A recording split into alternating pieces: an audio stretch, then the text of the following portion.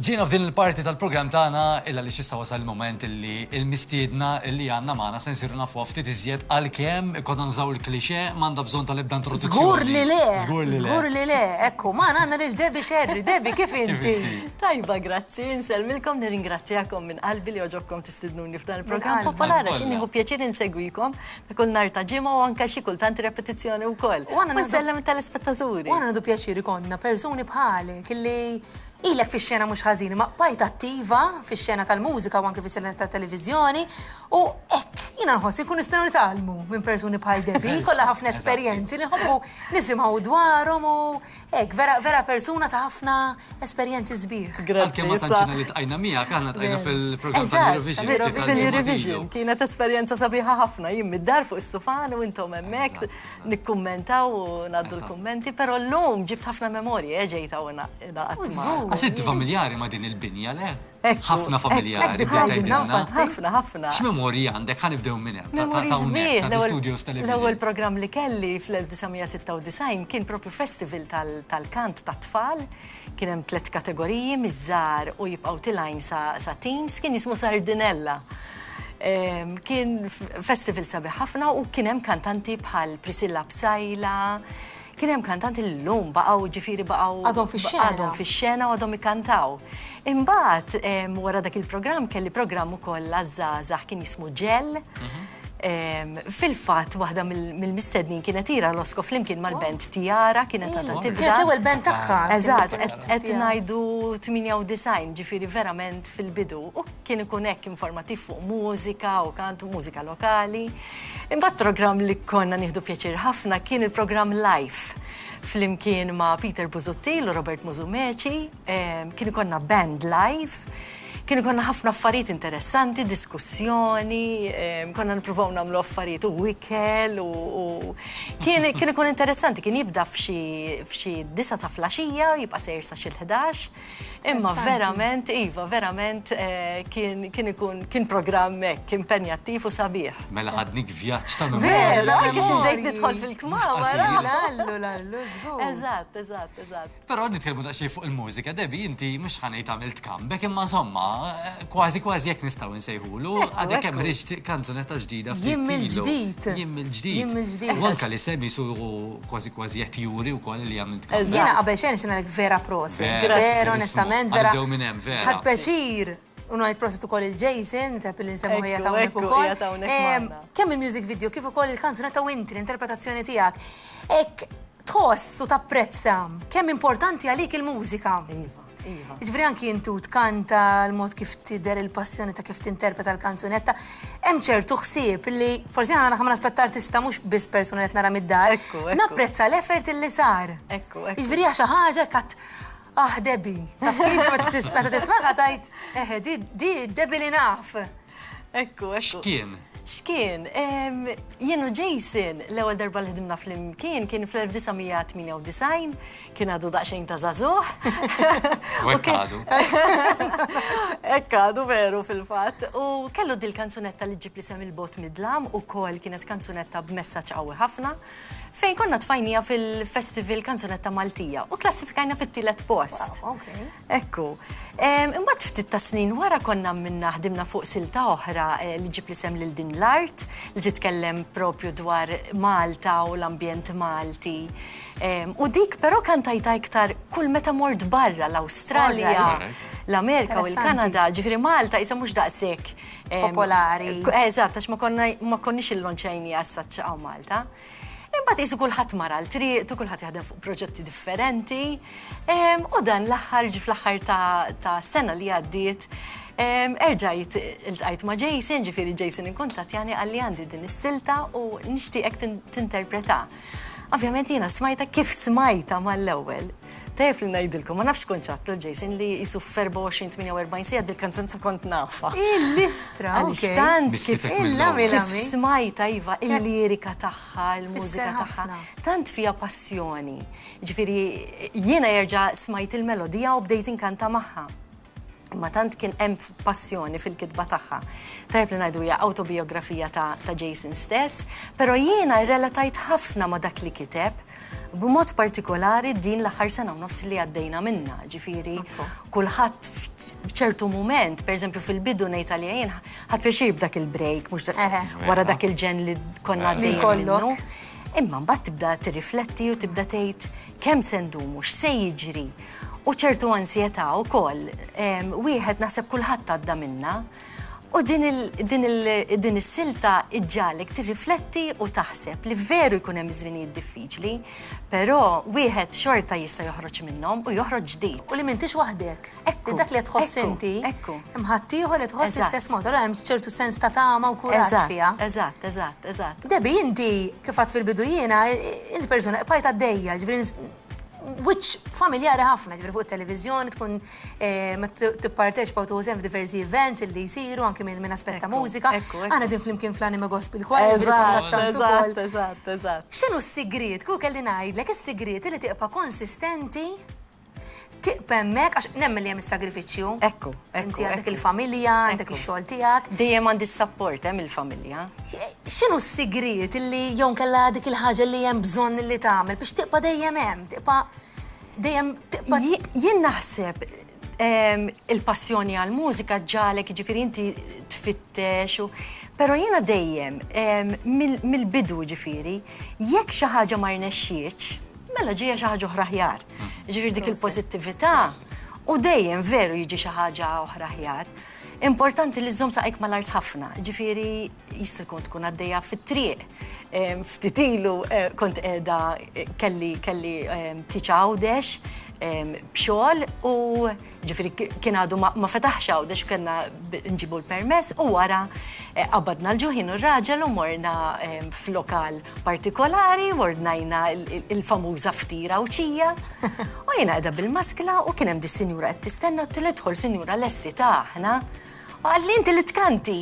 Għalfitek. Għettila kif għarafna, għadli minn għajnejk. Imma kiku jiena ġifiri jinnaf, dawar Twitch, jew Id-deċidejt li ma kellekx tkellima. Jew ma rridx inkellima. Mhux dejjem ikollok aptit, imma ma n-nies, aħna l-fatt li nidħlu fid-dar tagħhom permezz tat-televiżjoni, permezz tal-mużika. Jiġifieri aħna diġà qed insiru parti daw qed jagħmluna parti mill-familja tagħhom. U kif naraw aħna ma jrex xi ħadd, jiena eżempju nara series. Jien jisni nafhom personali l-atturi.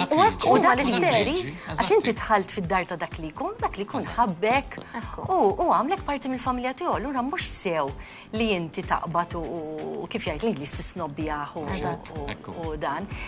Il-Malti hemm saying tajb ukoll krejta trid toqgħod għalija. Ekku. Hija parti mill-pakket. Eżatt. Tiġi fl-istess bagalja ta' dawn l-affarijiet. Ġifieri billi tieħu naqra paċenzja u jiena nemmen li d-bissima tittieħed. Ġifieri li inti tkun hemm. U hija messaġġ fiha nnifisha d-bissima. Ekku. Dak li jkun forsi jkun għaddej minn żmien ħażin u inti bil-kelma żgħira li jagħtlu tellajtu s-sema. Ekku. Allura. Xi ġmielu, ġiġi dak li. Vera. Meqjus ħafna u diħu gost li għax inti fil-introduzzjoni naħseb semmejt tajjeb. Diħu gost li tisma' u titgħallem minn persuna bħal Debbie li tagħmel tant affarijiet differenti. L-snin qed jagħmlu tagħhom. L-snin. Is-snin.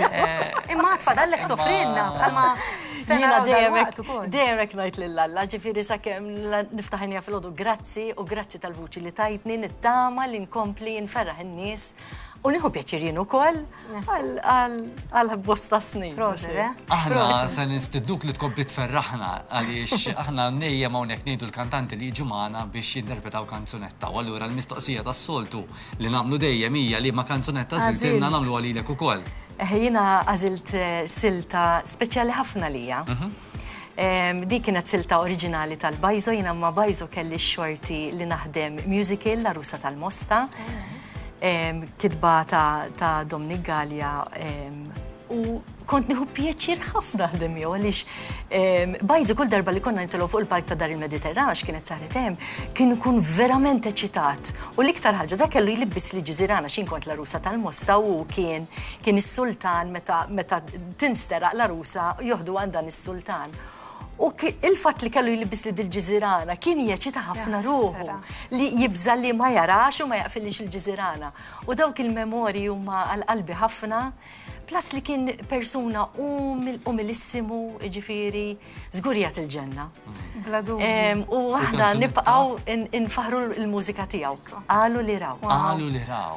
Waħda mill-lizbaħ li għandu, waħda mill-lizbaħ bil-lingwa Maltija fl-opinjoni. U se jkun akkumpanjata wkoll minn Jason Xwireb il-kompożitur tas-silta ġdida. Però aħna se jkun music video. Eżatt, jien mill-ġdid, ħanaraw daċċel ukoll music video ta' Debbie, u mbagħad nerġgħu niġu lura biex naraw il-Debbie tinterpreta Qalu li raw.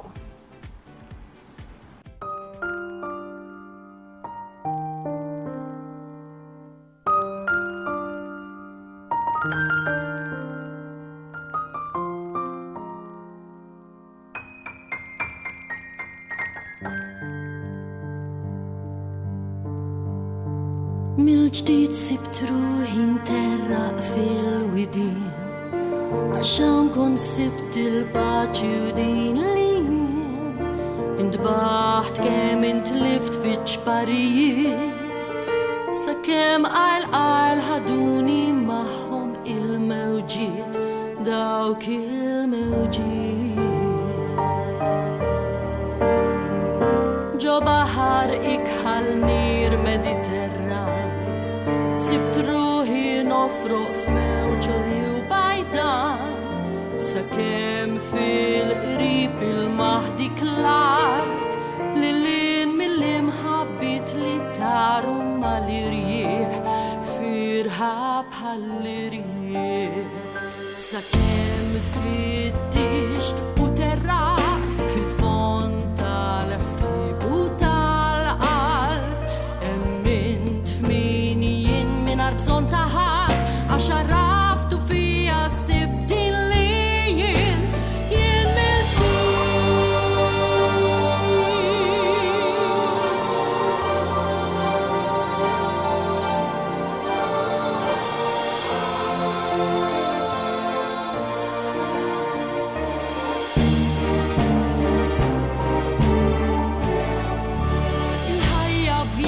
kuraġġ fitluħ u nżur jew bħal twelid ġdid tal-art u fjur merat modijiet li wasluk fil-qrib lejn triq sirnil ta' xemx il-ħajja mill-ġdid ħajja mill-ġdid sakemm fittixt u terrat fil-fond tal-ħsieb u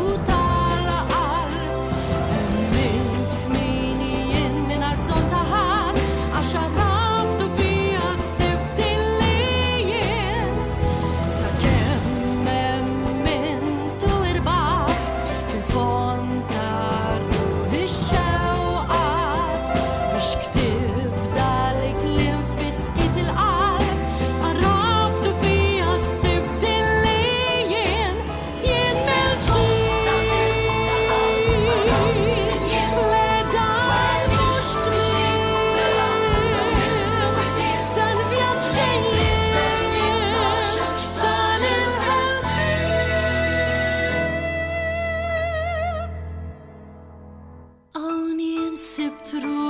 terraq fil-widin hawn jien f'dal-vjaġġ li donnu ma fihx tmiem hawn jien mill-ġdid.